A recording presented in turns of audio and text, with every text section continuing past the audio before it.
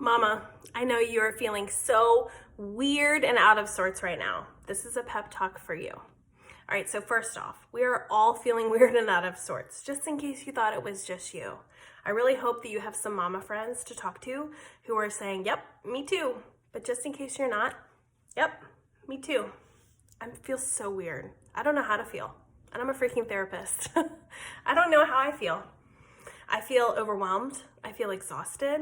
I barely, on days where I'm not seeing counseling clients and I'm just momming, and I'm not doing anything outside of being a mom, I think, why am I so tired? I'll tell you why. Because this freaking experience is exhausting, okay? Not because you're doing stuff in the sense that you used to before outside your house, but because you're tolerating and holding a lot of stress in your body. That's why you're so tired, all right? So let's talk through baseline stress, okay? So the reason that I love Perspectacles so much is because they help us see ourselves and our kids in context, okay? Context matters. I have so many times I have counseling clients who will say, I feel kind of emotionally unstable because sometimes I am fine and other times I'm like fighting back tears all day, or every little thing is setting me off, or I'm pissed about stuff and I don't know why. And they come into counseling sometimes because they think they're emotionally unstable. Ugh. My very first lesson, the very first thing I teach them is to see themselves with Perspectacles on, okay? And to start seeing their baseline stress with Perspectacles, okay? So this is your baseline stress level, okay? This is not stressed. None of us are. I don't think any human beings are not stressed. I mean, good stress, right? The stresses of life.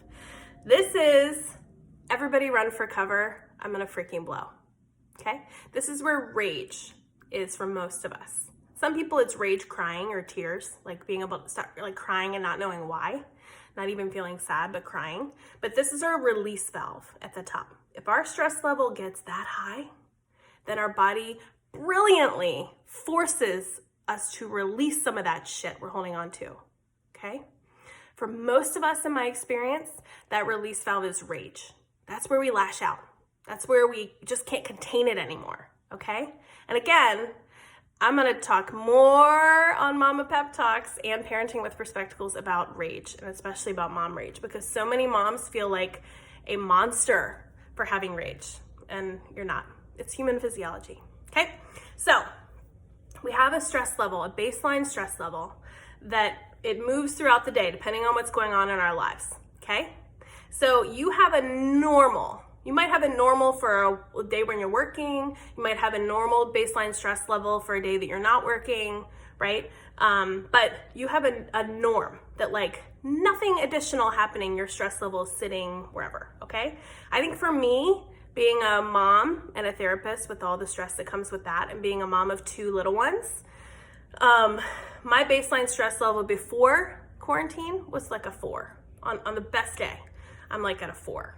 So that means that before this, on the best day, I was operating with 60% bandwidth, really 50% if you think about like being like at a 9 or 90%, I'm like flirting with rage.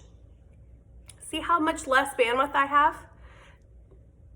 Right? So my mood at a 4 is gonna look different than my mood at a 1 or a 2 or a 3 or a 7, right?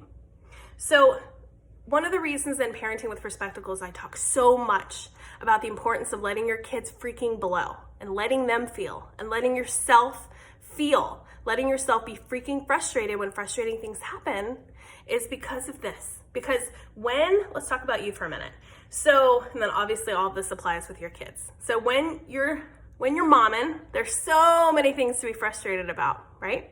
So little thing happens, you feel frustrated, stress level goes up. If you don't allow yourself to sit with that frustration and move it out of your body by punching the shit out of some pillows or just being frustrated, then your stress level has gone from a 4 to a 5, and now it's at a 5. Okay? So all day long, uh-oh. Now we're at a 9. Now we're flirting with rage. Not gonna take much, right?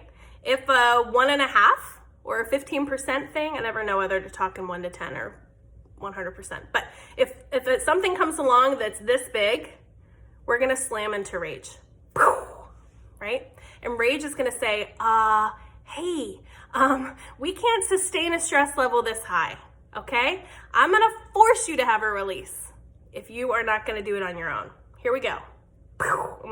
When your stress level rises from something sudden and unexpected, or if you're parenting as a trauma survivor, sometimes it's trauma being triggered.